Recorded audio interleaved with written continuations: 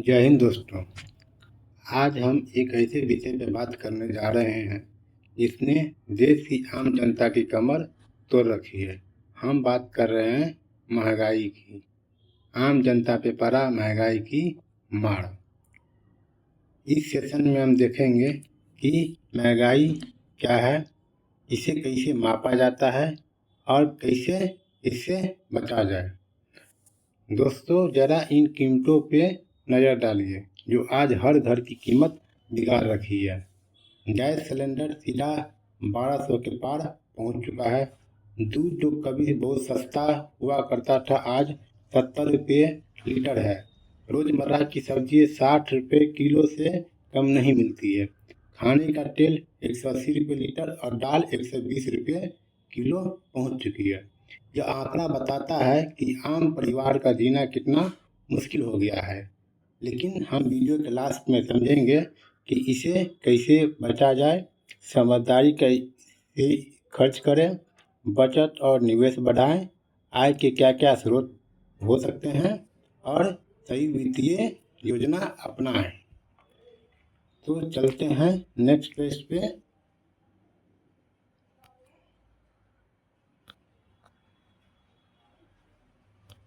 तो आज का मेरा टॉपिक है कि जो टॉपिक है वो है महंगाई क्या होती है, यानी कि जो 5% की जो वृद्धि हुई है वो क्या है, इसका परिभाषा देखेंगे। इसका क्या क्या कारण हो सकता है, बढ़ते के प्रमुख कौन कौन सामान हैं प्रभावित, ज़्यादातर खाने पीने वाले सामान हैं, मापने के सूचकांक, नियंत्रण के उपाय और सरकार इसे कैसे रोकेगी। और वीडियो के लास्ट में हम कुछ इससे रिलेटेड एमसीक्यू देखेंगे।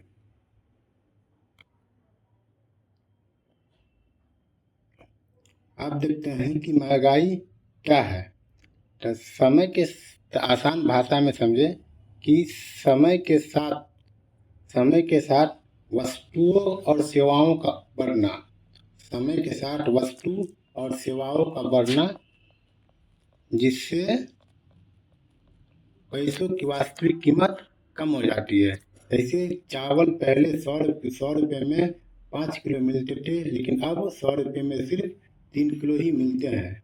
इसे ही महंगाई कहते हैं, यानी कि पैसों की कीमत कम हो जाना, उसे वह महंगाई है। इसके कौन कौन कारण है? पहला कारण है मांग ज़्यादा होना, यानी कि खरीदारी, यानी कि खरीदारी अधिक और सामान कम। दूसरा है उत्पादन कम होना, यानी कि सप्लाई कम होना, फैक्ट्रियों और खेतों का प्रोडक्शन गिरना, कच्चे माल या तेल के दाम बढ़ना। जैसे अंतर्राष्ट्रीय बाजार में क्रूड ऑयल है वह महंगा होने से जो ट्रांसपोर्ट लागत है वो बढ़ जाना, ज़्यादा से ज़्यादा पैसा छापना और सरकारी टैक्स में बढ़ोतरी से चीज़ें महंगी हो जाती है। अब इस चार्ट को देखिए। इस चार्ट में जैसे खाद्य में टमाटर देखिए, प्याज, आलू, दाल, ये सब की कीमत 20 रुपये से बढ़कर 150 रुपये तक के हो गई है। इसे डेयरी ईंधन, दूध, पेट्रोल, डीजल, ये सब का दाम भी अधिक हो गया है। जैसे दैनिक उपयोग का खाद्य तेल पहले 120 रुपये प्रति लीटर मिलता था, लगभग 180 रुपये प्रति लीटर मिलता है। दैनिक उपयोग की चीज़ जैसे चीनी पहले 35 रुपये के जी मिलता थी, आज 40 से 50 रुपये किलो मिलती है। परिवहन में जैसे बस किराया, ऑटो किराया, सभी में कुछ बढ़ोतरी देखने को मिली है। अब देखते हैं कि महंगाई मापने के क्या क्या साधन हैं। इसे पहला है सीपीआई, यानी कि इसे खुदरा महंगाई भी बोलते हैं। इसे हम खुदरा महंगाई भी बोलते हैं। ठीक है, सीधे आम ग्राहक द्वारा खरीदे जाने वाले सामान और सेवाओं की कीमत को मापता है। दूसरा है WPI, यानी कि इसे हम थोक महंगाई भी बोलते हैं, थोक महंगाई भी बोलते हैं। और यह व्यापारियों के स्तर पे बड़ी मात्रा में इसे मापा जाता है। तीसरा है PPI। PPI क्या होता है? ये उत्पादक मूल्य सूचकांक है, उत्पादक मूल्य सूचकांक है। और यह टैक्स और ट्रांसपोर्ट जुड़ने से ठीक पहले फैक्ट्री गेट पे कच्चे माल और लागत की महंगाई को नापता है।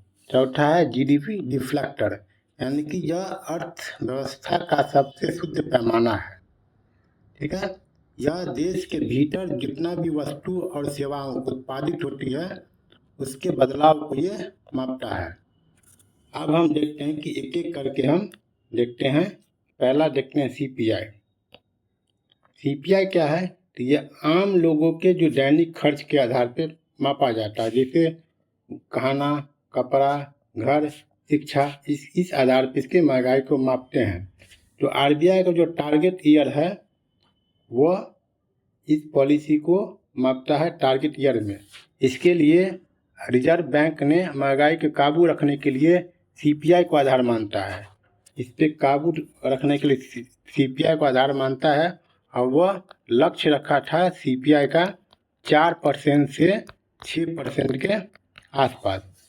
भारत में जो CPI बास्केट में टोटल 299 आइटम होते हैं, इसे हम इस प्रकार में वर्गीकृत कर सकते हैं कि फूड और बेवरेज, हाउसिंग, क्लॉथिंग और फुटवेयर, फ्यूल एंड लाइट, और मिसलेनियस में जैसे एजुकेशन हो गया, हेल्थ, ट्रांसपोर्ट इत्यादि को रखते हैं। अब देखते हैं कि इसका सबसे, इस चार्ट के हिसाब से सबसे ज़्यादा जो हिस्सा है वह खाद्य और पेय पदार्थ का है 45.86%, यानी कि इसलिए अनाज या सब्जी जब महंगी हो जाती है तो CPI तुरंत बढ़ जाता है। इसके अलावा मिसलेनियस देखते हैं तो इसके बाद मिसलेनियस सबसे ज़्यादा है 28.32%। आवास की बात करते हैं तो 10.07%। ईंधन और बिजली की बात करते हैं तो 6.84%।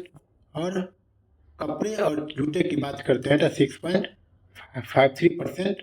जैसे पान, तंबाकू या नशीली पदार्थ कोई भी हो उसका हिस्सा सिर्फ 2.38% है। यानी कि WPI है उसका आधार वर्ष 2004-05 है, और जो CPI है उसका बेस ईयर 2012 है। यानी कि फूड का वेट सबसे ज़्यादा, यानी कि 45%। अब हम देखते हैं कि WPI क्या है। WPI यानी कि जो थोक मार्केट में, WPI यानी कि थोक मार्केट में जो थोक बाजार है, बाजार में जो दामों को होने वाले बदलाव को ट्रैक करता है WPI। जब कोई व्यापारी या दुकानदार बड़ी मात्रा में सामान खरीदता है तो यह कीमत WPI में गिनी जाती है। जैसे कि दुकानदार पहले 1 किलो चावल खरीदता है तो वो CPI के अंतर्गत आता है, लेकिन अगर वो मिल से डायरेक्ट अगर 100 किलो अगर बोरी चावल खरीदता है तो वो WPI के अंतर्गत आती है। यानी कि अगर थोक बाजार की महंगाई आगे चलकर CPI की कीमतों को प्रभावित करती है। अब हम देखते हैं कि इसमें कौन किसका हिस्सा है। जैसे निर्मित उत्पाद में जैसे मैन्युफैक्चरिंग प्रोडक्ट में जैसे फैक्ट्री में बनने वाला सामान, कपड़ा, सीमेंट या लोहा, दवाइयाँ, मशीनरी, इस सब का जो हिस्सा है वो है 64.97%। जो प्राथमिक वस्तुएं हैं जैसे कि अनाज, अनाज में गेहूँ, चावल, सब्जियां, फल, खनिज, ये सब का हिस्सा कितना है? 20.12%। और जैसे ईंधन हो गया, ईंधन में जैसे पेट्रोल, डीजल, एलपीजी गैस या बिजली, इसका हिस्सा कितना है? 14.91। इसको शॉर्टकट में याद रखने का तरीका है PFM। P4 primary, F4 fuel, M4 मैन्युफैक्चरल। अब देखते हैं PPI। PPI क्या है? PPI है प्रोड्यूसर प्राइस इंडेक्स। ये वह सूचकांक जिसे उत्पादक स्तर पे वस्तुओं के दामों में बदलाव को मापा जाता है।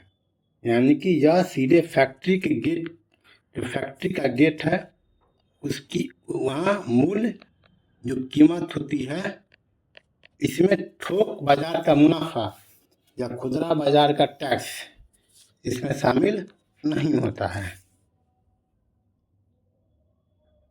पीपीआई के मुख्य 3 घटक हैं। पहला है कच्चा माल, दूसरा है कच्चा माल, कच्चा लोहा, और दूसरा है इंटरमीडिएट गुड्स यानी कि अर्ध निर्मित सामान, तीसरा है फिनिश गुड्स यानी कि तैयार सामान। और याद रखने के लिए तरीका है RFIFF।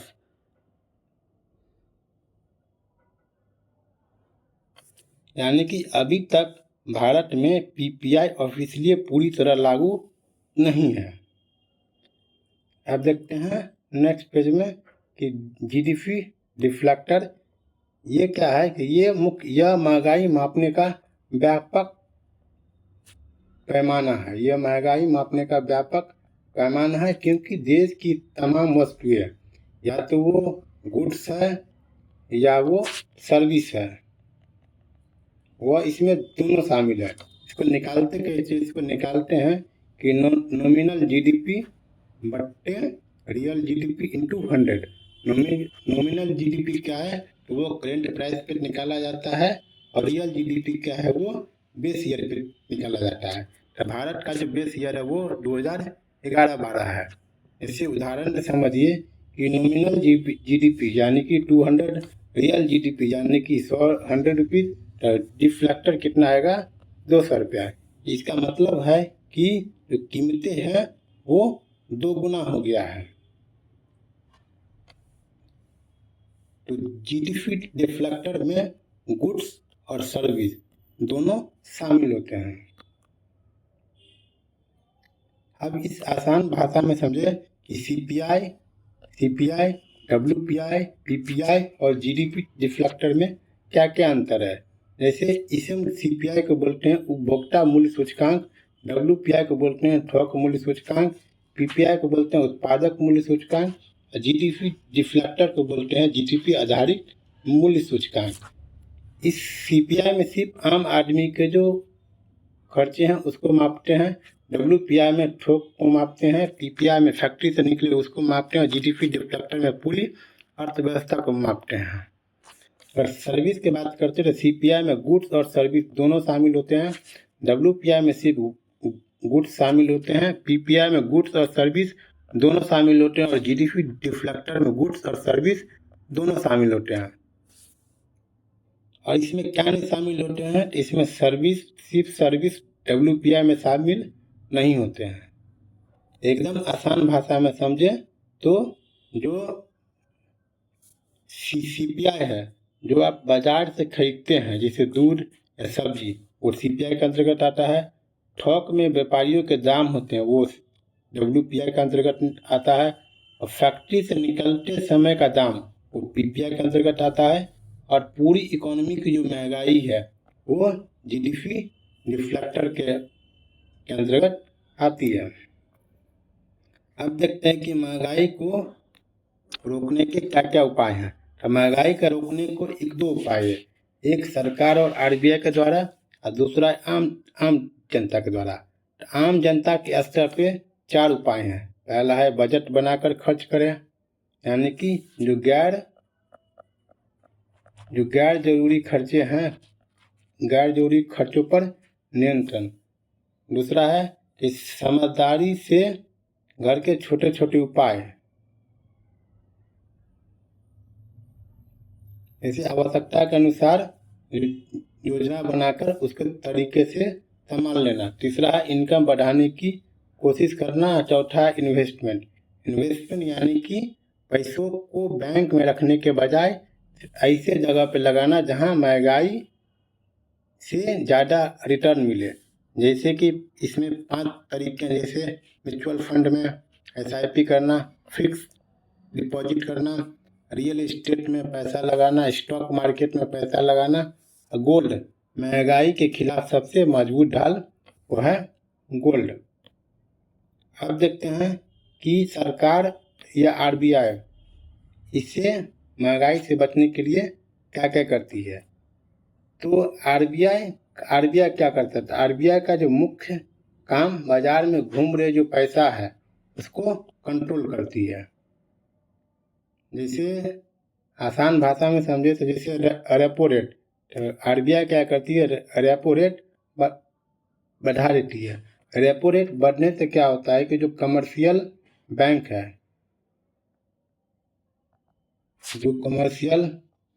है, उसको RBI से महंगे दामों पे कर्ज मिलता है, जिससे बैंक क्या करता है कि बैंक जो है आम जनता है उसको लोन जो महंगा करते हैं, जिससे लोग खर्च कम करते हैं और बाजार में खर्च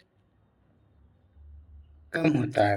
दूसरा है CRR या SLR, यानी कि इनके दरों को बढ़ाने से जो बैंक है अपने पास अधिक नगद रिजर्व में रखना पड़ता है और बैंक के पास जनता को लोन देने के लिए पैसा कम रहता है। तीसरा OMO, ओपन मार्केट ऑपरेशन। इसके साथ RBI बाजार से सरकारी सिक्योरिटी बेच के जो बाजार का जो एक्स्ट्रा पैसा है उसको कैश में अपने पास खींच लेती है। और तीसरा है कि बाजार में पैसा कम, अगर बाजार में पैसा कम रहेगा तो लोगों की डिमांड कम होगा, और लोगों की डिमांड कम होगा तो कीमतें और महंगाई कम होगी। अब देखते हैं कि सरकार क्या कर सकती है। तो सरकार अपने खर्च और टैक्स क्या करती है, इससे कंट्रोल करती है। तो कैसे करती है? तो पहले करती है टैक्स बढ़ाना, यानी कि टैक्स बढ़ने से जो आम नागरिक हैं उनको खर्च करने योग्य कम बचती है, जिससे बाजार में मांग गिरती है। दूसरा है सरकारी खर्च कम करना, ठीक है। तीसरा है कि इकोनॉमी में पैसा घूमेगा, इससे सरकार क्या करती है, सब्सिडी को कम कर देती है। इससे बाजार में जो नकदी प्रवाह है उसको रोका जाता है। और अंतिम परिणाम है कि बाजार में मांग, इस बाजार में अगर डिमांड घटती है तो कीमत ऑटोमेटिक कम होती है। और RBI पैसा, मूल मंत्र क्या है कि RBI पैसा घटाता है, सरकार खर्च घटाती है तो महंगाई ऑटोमेटिक कम हो जाती है। तो ये था आज का सेशन। इससे रिलेटेड अब हम देखते हैं कुछ MCQ जो एग्जाम में आ सकते हैं। पहला है कि CPI का उपयोग किसके लिए किया जाता है? तो CPI का उपयोग कंज्यूमर इन्फ्लेशन के लिए किया जाता है। WPI में क्या शामिल नहीं होता है? तो WPI में सर्विस है वो शामिल नहीं होता है। तीसरा है कि GDP डिफ्लेक्टर में क्या मेजर करता है? तो GDP डिफ्लेक्टर में जो इंटायर इकोनॉमी का जो प्राइस लेवल है उसको मेजर करता है। चौथा है कि PPI किस लेवल की कीमत मापता है? तो PPI जो प्रोड्यूसर लेवल की कीमत को मापता है। होता है कि इन्फ्लेशन 5% होने का मतलब क्या है? इन्फ्लेशन 5% होने का मतलब है कि प्राइस बढ़ जाना। तो 6 है कि आरबीआई इन्फ्लेशन कंट्रोल कैसे करता है? तो आरबीआई इन्फ्लेशन कंट्रोल रेपो दर को घटा के, नहीं टैक्स बढ़ा के, नहीं सब्सिडी बढ़ा के, नहीं, यानी कि रेपो दर को बढ़ाने से इन्फ्लेशन कंट्रोल होता है। इन्फ्लेशन बढ़ने से क्या होता है? तो इन्फ्लेशन बढ़ने से जो परचेजिंग पावर क्या होती है वो घट जाती है। 8 क्वेश्चन है कि सप्लाई कम होने पर क्या होगा? तो सप्लाई कम होने पर प्राइस बढ़ेगा, यानी कि जो बाजार में सामान की किल्लत होने पर कीमतें अपने आप बढ़ जाती है। गवर्नमेंट इन्फ्लेशन कैसे कंट्रोल करती है? तो टैक्स बढ़ाना, यानी कि टैक्स बढ़ाकर सरकार के जो खर्च हैं उनको कंट्रोल करती है। सही तरीका क्या है इन्फ्लेशन कंट्रोल करने का? सही तरीका क्या है? तो इन्फ्लेशन कंट्रोल करने का सही तरीका है डिमांड घटाओ, सप्लाई बढ़ाओ। इसका सही आंसर है ये आंसर बी। तो ये था मेरा आज का टॉपिक।